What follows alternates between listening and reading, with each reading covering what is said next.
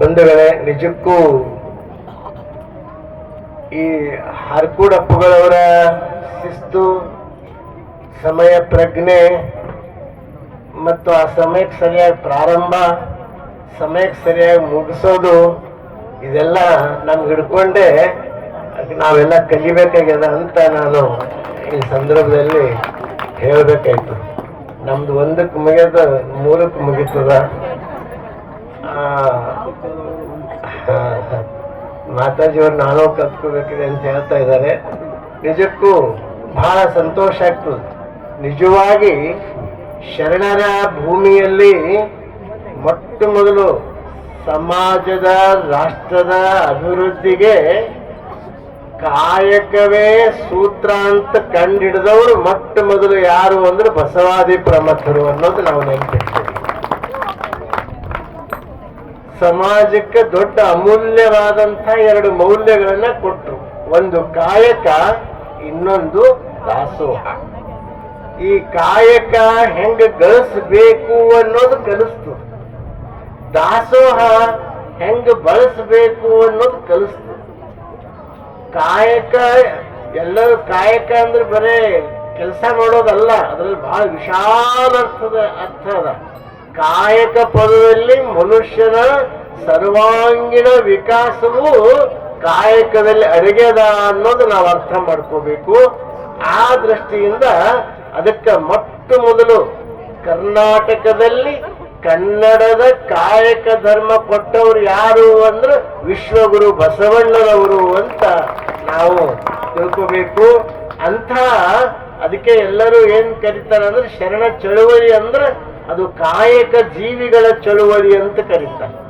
ಅದು ಕಾಯಕ ಜೀವಿಗಳ ಚಳುವಳಿ.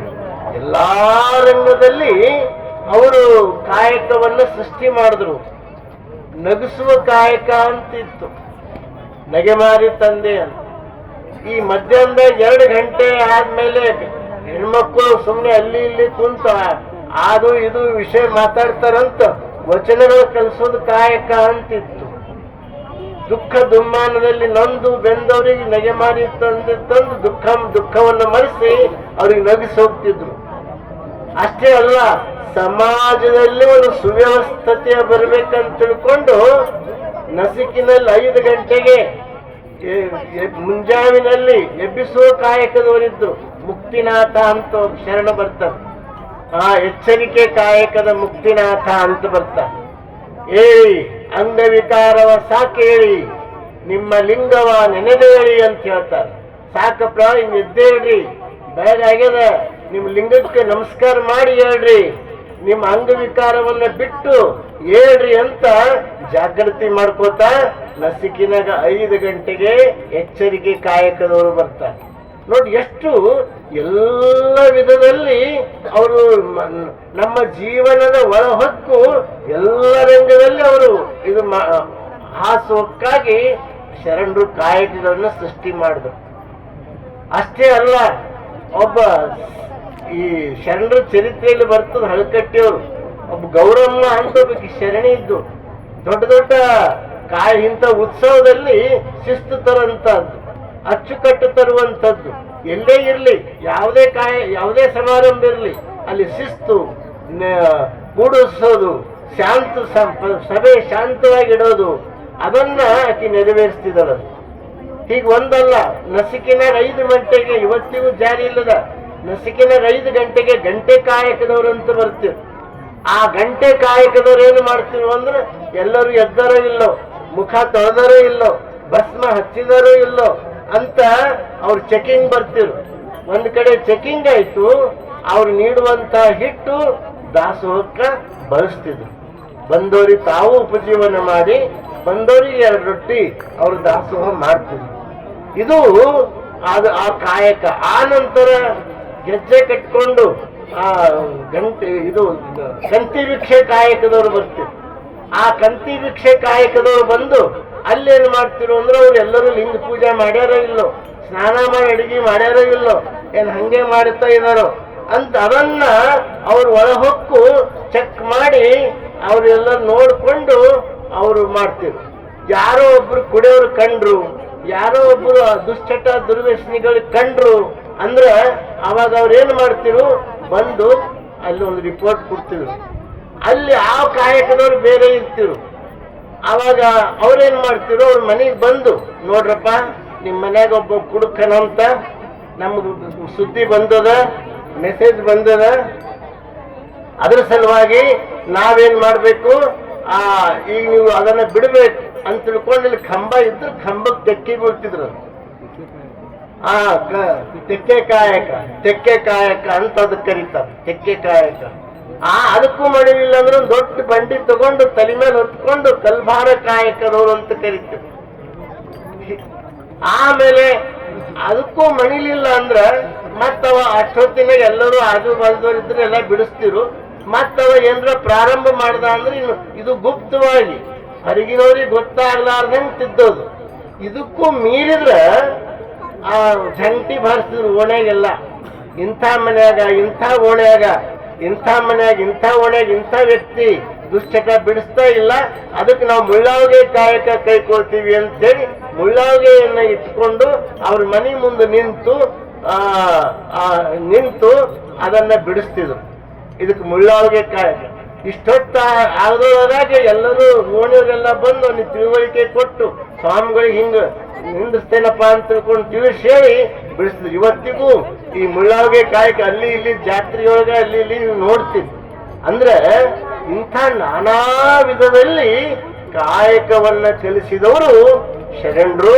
ಹೀಗಾಗಿ ಸಮಾಜದಲ್ಲಿ ಅದಕ್ಕೆ ಬಸವಣ್ಣ ರಾಜ್ಯಕ್ಕೆ ಏನಂತ ಕರೀತಾರ, ಕಲ್ಯಾಣ ರಾಜ್ಯ ಅಂತ ಕರೀತಾರ. ವೆಲ್ಫೇರ್ ಸ್ಟೇಟ್ ಎಲ್ಲ ಸುಖಿ ರಾಜ್ಯ. ಅಲ್ಲಿ ಆ ರಾಜ್ಯ ಹೆಂಗಿತ್ತು, ಕಾಯಕದಿಂದ ಸಮೃದ್ಧಿಯಾಗಿತ್ತು. ಕಾಯಕದಿಂದ ಸಮೃದ್ಧಿಯಾಗಿತ್ತು ಅಂತ ತಿಳ್ಕೊಂಡೆ ಅಲ್ಲಿ ಏನಾಯಿತು, ಬೇಡುವವರು ನೀಡುವವರುಂಟು ಬೇಡುವವರಿಲ್ಲ. ಬೇಡುವವರಿಲ್ಲದ ಕಾರಣ ಬಡವನಾದೆ ಅಂತ ಹೇಳ್ತಾರೆ. ಅಂತ ನಾನು ನೀಡೋರು ಅದಾರ, ಬೇಡೋರೇ ಇಲ್ಲ. ಅಂದ್ರೆ ಎಷ್ಟು ಸಮೃದ್ಧಿಯಾಗಿತ್ತು, ಎಷ್ಟು ಸುಭಿಕ್ಷೆ ಆಗಿತ್ತು. ಅಂಥ ಸಮೃದ್ಧಿ ನಾಡನ್ನ ಕಟ್ಟಿದವರು ಶರಣರು. ಅದಕ್ಕೆ ಕುಂಬಾರ ಗುಂಡಯ್ಯ ಅಂತ ಬಾಲ್ಕಿದವನೇ, ಅವನು ಇಲ್ಲಿ ಕಲ್ಯಾಣದಾಗ ಬಂದು ಗಡಿಗೆ ಕಾಯಕ ಮಾಡ್ತಿದ್ದ. ಗಡಿಗೆ ಕಾಯಕ ಮಾಡ್ತಾ ಅವನು ತನ್ಮಯಾಗಿ ಈ ಕಡೆ ಶಿವಮಂತ್ರವನ್ನು ಹೇಳ್ತಾ ತನ್ಮಯಾಗಿ ಕುಣಿತಿದ್ದಂತ ಗಡಿಗೆ ಬಾರಿಸ್ಕೊತಾನೆ. ಆ ಹರಿಹರ ಕವಿ ಬರಿತಾನ, ಕುಣಿತಾ ಹೋದಂಗ ಶಿವನಿಗೂ ಕುಣಿಬೇಕಂತ ಇಚ್ಛಾ ಆಯ್ತಂತ. ಮ್ಯಾಲ ಶಿವನಿಗೆ ಕುಣಿಬೇಕಂತ ಇಚ್ಛಾ ಆಗಿ ಶಿವನು ಕುಣಿಲಕ್ ಚಾರು ಮಾಡಿದ್ನು. ಶಿವ ಕುಣಿದ್ ನೋಡಿ ಪಾರ್ವತಿ ಕುಣಿಲಕ್ ಪ್ರಾರಂಭ ಮಾಡಿದವ. ಪಾರ್ವತಿ ಕುಣಿದ್ ನೋಡಿ ಎಲ್ಲ ದೇವತೆಯೇ ಕುಣಿಲತ್ರಂತ ಸ್ವರ್ಗದ. ಅವಾಗ ಶಿವನಿಗೆ ಬಹಳ ಸಂತೋಷ ಆಗಿ ಕೆಳಗೆ ಬಂದನಂತ. ಕುಂಬಾರ ಗುಂಡಯ್ಯನ ಮೇಲೆ ಮುಂದೆ ನಿಂತಂತ. ನಿನ್ ಭಕ್ತಿ ಮೆಚ್ಚಿನಪ್ಪ ಗುಂಡಯ್ಯ, ನಡಿ ಕೈಲಾಸಕ್ಕ ಅಂತಂದ. ಅವ ಕೇಳದ್ನಂತ, ನಿನ್ ಕೈಲಾಸದಾಗ ಏನೇನಾರ ಅಂತ ಕೇಳದ್ನಂತ. ನೋಡ್ರಿ ಎಷ್ಟು ಶರಣರು ಕಾಯಕಕ್ಕ ಇದ್ರ ಹಿನ್ನೆಲೆ ಏನು, ಇದ್ರ ಮಹತ್ವ ತಾತ್ಪರ್ಯ ಏನು ಅಂದ್ರೆ ಕಾಯಕಕ್ಕೆ ಮಹತ್ವ ಎಷ್ಟಿತ್ತು ಶರಣರಲ್ಲಿ ಅನ್ನೋದು. ಅವಾಗ ಏನೇನದ ನಿನ್ಗೆ ನಮ್ಮ ಕೈಲಾಸದಾಗ ಏನದ, ಆರಾಮಾಗಿ ಉಣ್ಣೋದು, ಆರಾಮಾಗಿ ಮಲ್ಕೊಂಬೋದು, ನೃತ್ಯ ಬೇಕಾದ್ರೆ ನೃತ್ಯ ನೋಡೋದು, ಏನ್ ಬೇಕಾದ್ರೆ ಮಾಡೋದು ಅಷ್ಟೇ, ಮತ್ತೇನಿಲ್ಲ ಅದು.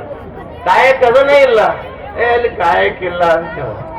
ಅವಾಗ ಕುಂಬಾರ ಗುಂಡೆ ಹೇಳ್ತಾನೆ, ಬೇಡನೆಗೆ ಕೈಲಾಸ ಬಾಡುವುದು ಕಾಯಕ, ಬೇಡನೆಗೆ ಕೈಲಾಸ ಬಾಡುವುದು ಕಾಯಕ. ನನಗೆ ಕೈಲಾಸ ಬೇಡಪ್ಪ, ನನ್ನ ಕಾಯಕ ಬಾಡ್ತದ ಅಂತ ಅಂಥ ಮಾತು. ಅದಕ್ಕೆ ಅಂಥ ಕಾಯಕ ಒಬ್ಬ ಮಾದ ಧೂಳಯ್ಯ ಅಂತ ಬರ್ತಾನೆ. ಅದು ವಚನನೇ ಅದದು. ಅವ ಹಿಂಗ ಇದ್ರಾಗ ಚಪ್ಲಿ ಮೆಟ್ಟು ಹೊಲಿತಿರ್ತಾನೆ.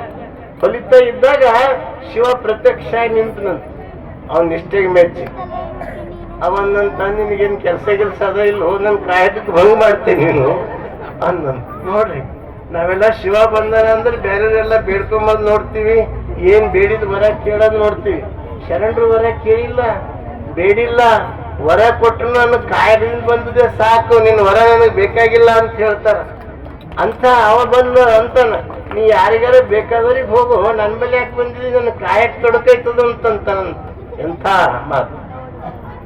ಹಿಂಗ ಅಂದ್ರೆ ಕಾಯಕದಲ್ಲಿ ನಿರತನಾದ್ರ ಏನೆಲ್ಲವನ್ನ ಬಿಟ್ಟು ಕಾಯಕಕ್ಕೆ ಅವರು ಬಹಳ ಮಹತ್ವ ಕೊಟ್ಟು ಅಂಥ ಕಾಯಕ ಜೀವಿಗಳು ಕಾಯಕವೇ ಕೈಲಾಸ ಅಂತ ಹೇಳಿ ಒಂದು ಹೊಸ ಸೂತ್ರವನ್ನ ಕೊಟ್ಟು ಯಾವ ಧರ್ಮದಲ್ಲಿಯೂ ಇರಲಾರದ ಕಾಯಕ ಪ್ರಾಶಸ್ತ್ಯವನ್ನ ಶರಣ ಧರ್ಮ ನೀಡ್ತು ಅನ್ನೋದನ್ನ ನಾವು ಯಾರು ಮರಿಬಾರದು.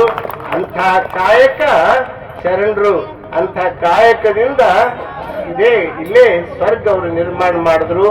ಬಂಧುಗಳೇ, ಅಂಥ ಕಾಯಕವೇ ಕೈಲಾಸ ಅನ್ನುವಂಥ ಸೂತ್ರ ನಮಗೆ ಕೊಟ್ಟರು. ಅಂಥ ಕಾಯಕ ಜೀವಿಗಳ ಮಹತ್ವ ನಮ್ಮ ಶರಣರ ಚರಿತ್ರೆ ನಮ್ಮ ಮಕ್ಕಳಿಗೆಲ್ಲ ಆಗ್ಬೇಕು. ಅದಕ್ಕೆ ನಾವೆಲ್ಲ ಕೂಡಿ ಸರ್ಕಾರದ ಮೇಲೆ ಒತ್ತಡ ತರ್ತಾ ಇದ್ದೀವಿ.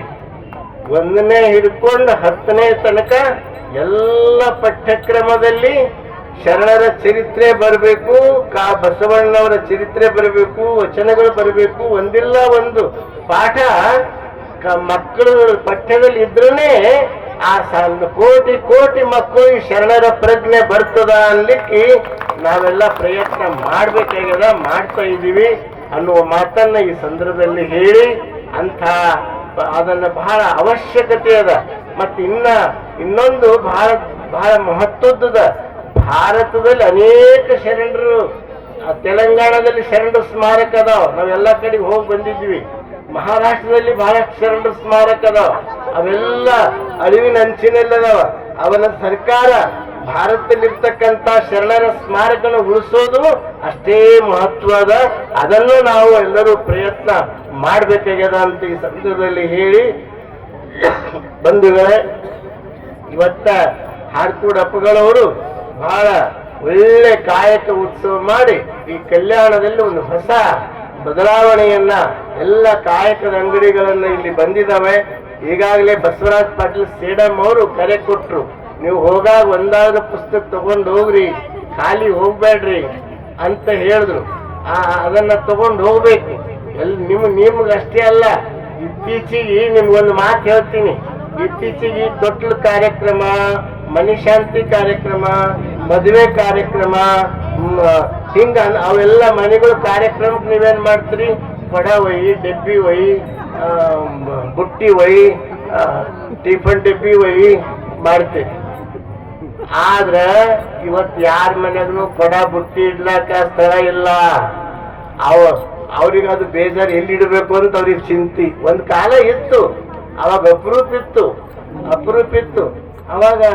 ಅಪರೂಪ ಇತ್ತು, ಬಂದು ಖುಷಿ ಪಡ್ತಿರು. ಈಗ ಅದು ಇಲ್ಲ. ಅದಕ್ಕೆ ನೀವು ಒಂದು ಒಳ್ಳೆ ಪುಸ್ತಕ ಕೊಟ್ರೆ ಅವ್ರ ಮನಸ್ಸು ಬೆಳಗ್ತದ, ಅವರ ಮನೆನೂ ಬೆಳಗ್ತದ ಅನ್ನೋದು ನಾವು ಯಾರು ಮರಿಬಾರ್ದು. ಅದಕ್ಕೆ ನೀವೆಲ್ಲ ಹೋಗಾಗ ಪುಸ್ತಕಗಳು ತಗೊಂಡು ಹೋಗ್ಬೇಕು. ನಾವು ಬಸವಣ್ಣವ್ರ ವಚನ ಅಂತ ಒಂದು ಪ್ರಕಟ ಮಾಡೀವಿ. 75 ರೂಪಾಯಿ ಪುಸ್ತಕ 30 ರೂಪಾಯಿಗೆ ಕೊಡ್ತಾ ಇದ್ದೀವಿ. ಅದನ್ನು ನೀವು ತಗೋಬೇಕು. ಅಷ್ಟಾವರಣ ಪಂಚಾಚಾರ್ಯ ಶಟಸ್ಥಲ ಇಲ್ಲ, 10 ರೂಪಾಯಿ 20 ರೂಪಾಯಿಗೆ ಅದಾವ. ನೀವೆಲ್ಲ ತಗೋಬೇಕು. ಅದಕ್ಕೆ ತಗೊಂಡು ನೀವು ತಗೋಬೇಕು, ನಿಮ್ಮವರಿಗೂ ಕೊಡಬೇಕು. ಆ ಪುಸ್ತಕ ತತ್ವವನ್ನ, ಈ ಕಾಯಕ ತತ್ವ ಪ್ರಚಾರ ಮಾಡಿ ಹಾರ್ಕೂಡಪ್ಪಗಳವರು ಬಹಳ ಅವರು ಈ ಒಂದು ಉತ್ಸವ ಪ್ರಾರಂಭ ಮಾಡಿದ್ದು ನಿಮ್ಮೆಲ್ಲರ ಪರವಾಗಿ ಅವರಿಗೆ ನಾನು ಮತ್ತೊಮ್ಮೆ ಅನಂತ ಅಭಿನಂದನೆಗಳನ್ನ ಹೇಳ್ತೀನಿ.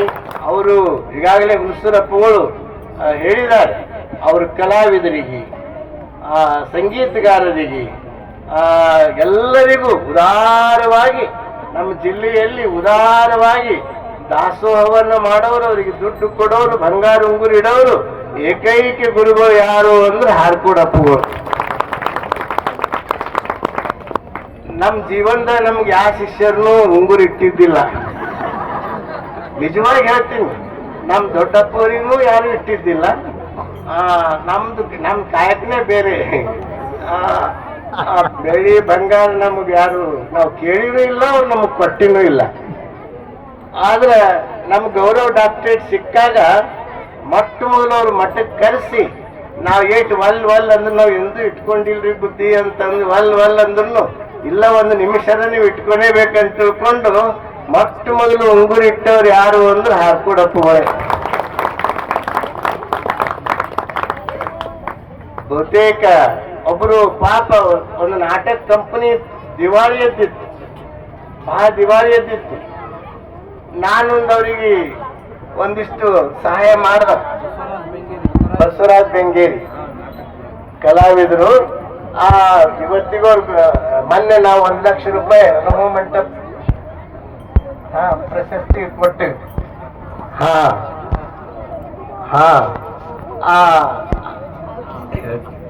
ಅವಾಗ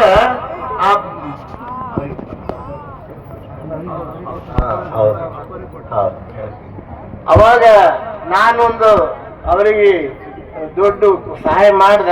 ಮತ್ತೆ ಯಾರ ಜಿಲ್ಲಾದಾಗ ಹರ ಏನ್ರಿ ಅಂತ ಕೇಳಿದ್ರು. ಇಲ್ರಿ ಇನ್ನೊಂದು 10,000 ಹೆಚ್ಚಿಗೆ ಕೊಡೋದು ನಾನೇ ಇನ್ನೊಂದು ಕೊಡ್ತೀನಿ, ನಾ ಯಾರಿಗೆ ಹೇಳಿ ಅಂತಂದ. ಇಲ್ಲ ಹಾರ್ಕೊಡಪ್ಪ ಹೋಗಿ ಹೇಳ್ತೀರೇನೋ ಅಂತ ಕೇಳಿದ್ರು. ನಾನು ಅಂಜ್ಕೋತ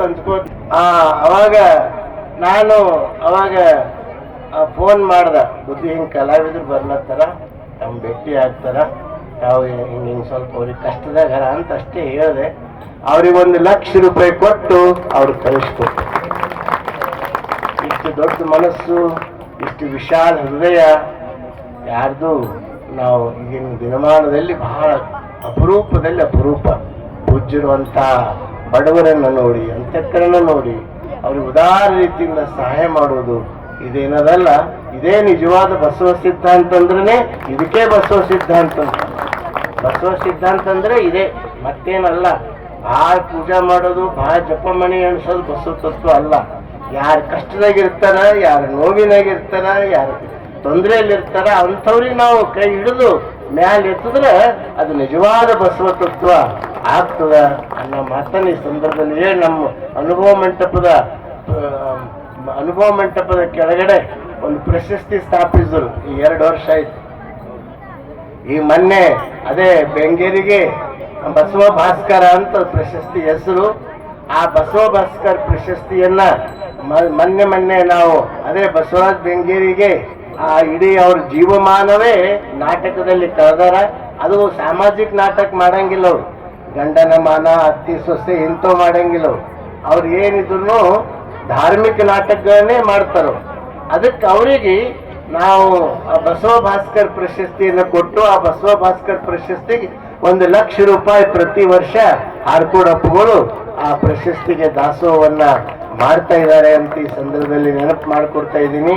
ಬಂಧುಗಳೇ, ಇವತ್ತ ಬಹಳ ಗಂಗಾ ಮಾತಾಜಿಯವರು ಈಗಾಗಲೇ ಹುಲಸೂರಪ್ಪಗಳು ಹೇಳಿದ್ರು, ಕಾಯಕ ಬಗ್ಗೆ ಬಹಳ ಚಂದ ಮಾತಾಡಿದ್ರು ಅವ್ರು. ಇವತ್ತ ಒಂದೊಂದ್ಸಲ ಬಹಳ ಚಂದ ಮಾತಾಡ್ತಾರ ಅವರು.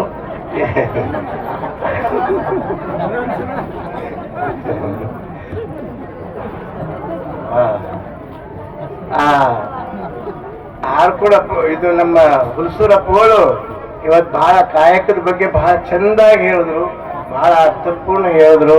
ಅದಕ್ಕೆ ಅವರು ನಿಜವಾಗಿ ಮತ್ತು ಅವರು ಪರುಷ ಕಟ್ಟಿ ಅಂದ್ರೆ, ಪರುಷ ಅಂದ್ರೆ ಏನು, ಕಷ್ಟದಾಗಿದ್ದವರು ಬಂದಾಗ ದಾಸೋಹ ಕೊಡೋದಕ್ಕೆ ಪರುಷ ಅಂತಾರೆ. ಮತ್ತು ಪರುಷ ಅಂದ್ರೆ ಮತ್ತೇನಂತ ತಿಳ್ಕೊಂಡೆ. ಅದಕ್ಕೆ ಅಂಥ ಪರಮ ಪೂಜ್ಯರ ಬಗ್ಗೆ ಹುಲಸೂರಪ್ಪಗಳು ಬಹಳ ಅರ್ಥಪೂರ್ಣವಾಗಿ ತಾವು ಕೇಳಿದ್ರಿ. ಗಂಗಾ ಮಾತಾಜಿಯವ್ರು ಹೇಳ್ತಾ ಇದ್ದಾರೆ ನಾನು ಕಿವಿದಾಗ, ಇಲ್ಲ ನನಗೂ 1 ಲಕ್ಷ ರೂಪಾಯಿ ಬಸವಣ್ಣನ ಮೂರ್ತಿ ಸಲುವಾಗಿ ದಾಸೋಹ ಮಾಡ್ಯಾರಿ ಅವ್ರೆ ಅಂತ ಹೇಳಿದ್ರು. ಅಂದ್ರೆ ಎಲ್ಲರಿಗೂ ಉದಾರತೆಯಿಂದ ಕೊಡ್ತಾ ಇದ್ದಾರೆ, ನೀಡ್ತಾ ಇದ್ದಾರೆ ಬಸವಣ್ಣನ ಕಾರ್ಯಕ್ಕೆ. ಅಂತ ಪರಮ ಪೂಜ್ಯರು ಇವತ್ತು ಗಂಗಾ ಮಾತಾಜಿಯವರು ಏನಂದ್ರಲ್ಲ, ಎಂಥ ಮುತ್ತಿನಂತ ಮಾತಾಡಿದ್ರು ಮಾತಾಜಿಯವರು. ಇದು ನಮ್ಮ ಮನೆ ಕಾರ್ಯಕ್ರಮ, ಕಲ್ಯಾಣದ ಕಾರ್ಯಕ್ರಮ ಅಂದ್ರೆ ಇದು ನಮ್ಮ ಮನೆ ಕಾರ್ಯಕ್ರಮ. ಇದಕ್ಕೆ ಹೆಸರು ಎದಕ್ಕೆ ಹತ್ತದ ಕಾರ್ಡ್ದಾಗ, ಇದಕ್ಕೆ ಪ್ರಿಂಟ್ ಎದಕ್ಕೆ ಹತ್ತದ ಅಂತಂದ್ರು. ಇದು ಎಂಥ ದೊಡ್ಡ ಮಾತು. ಈ ಬಸವಣ್ಣನವರು ಕಾರ್ಯ ಮಾಡೋರ್ ಮೇಲೆ ಈ ಭಾವನೆ ಇದ್ರೆ ಬಸವಣ್ಣವ್ರ ತತ್ವ ಜಗತ್ತಿನಾದ್ಯಂತ ಪ್ರಚಾರ ಆಗ್ಲಕ್ಕೆ ತಡ ಆಗಲ್ಲ. ಈ ಭಾವ ಎಲ್ಲರಲ್ಲಿ ಇರ್ಬೇಕು. ನಮ್ಮ ನವಲಿಂಗ್ ಪಾಟೀಲ್ ನನ್ನ ಕಡೆ ದಿಟ್ಟು ನೋಡ್ಲತ್ತಾರ, ಮುಗಿಸ್ರಿ ಸಮಯ ಆಗ್ಯದ. ಅದಕ್ಕೆ ನಾನು ಹೆಚ್ಚು ವಿಷಯ ಬೆಳೆಸಲಾರ್ದೇನೆ ಮತ್ತೊಮ್ಮೆ ತಮ್ಮೆಲ್ಲರಿಗೂ 2 ದಿವಸ ನಡೆಯುವಂತ ಈ ಕಾರ್ಯಕ್ರಮಕ್ಕೆ ತಾವೆಲ್ಲ ಇದೇ ರೀತಿ ಹೆಚ್ಚಿನ ಸಂಖ್ಯೆಯಲ್ಲಿ ಬಂದು ಈ ಕಾರ್ಯಕ್ರಮವನ್ನ ಯಶಸ್ವಿ ಮಾಡ್ರಿ ಅಂತ ಹೇಳ್ತಾ, ಮತ್ತೆ ಎಲ್ಲ ಸಾಹಿತ್ಯ ದೂರದಿಂದ ಸಾಹಿತಿಗಳು ಬೇರೆ ಬೇರೆ ವಸ್ತುಗಳು ತಗೊಂಡು ಬಂದಿದ್ದಾರೆ. ನೀವೆಲ್ಲ ನಿಮ್ಗೆ ಬೇಕಾದಂತ ವಸ್ತುಗಳು ತಗೋರಿ, ಪುಸ್ತಕ ಅಂತೂ ಕಡ್ಡಾಯವಾಗಿ ತಗೋರಿ ಅಂತ ನಿಮಗೆ ಒತ್ತಿ ಹೇಳಿ ಮತ್ತೊಮ್ಮೆ ಎಲ್ಲರಿಗೂ ಶರಣಾರ್ಥಿನಿ ಹೇಳಿ ನನ್ನ 4 ಮಾತುಗಳ ಓಂ ಶ್ರೀ ಗುರು ಬಸವಲಿಂಗಾಯ. ವಾಹಿನಿಯನ್ನು ನಿರಂತರವಾಗಿ ವೀಕ್ಷಿಸಲು ಯೂಟ್ಯೂಬ್ನಲ್ಲಿ ಶ್ರೀ ಹಾರಕೂಡ SRIHARAKUDA RKOOD ಎಂದು ಟೈಪ್ ಮಾಡಿ. ನಮ್ಮ ಈ ಚಾನೆಲ್ಗೆ ಸಬ್ಸ್ಕ್ರೈಬ್ ಮಾಡಿ, ಬೆಲ್ ಅನ್ನು ಒತ್ತಿರಿ.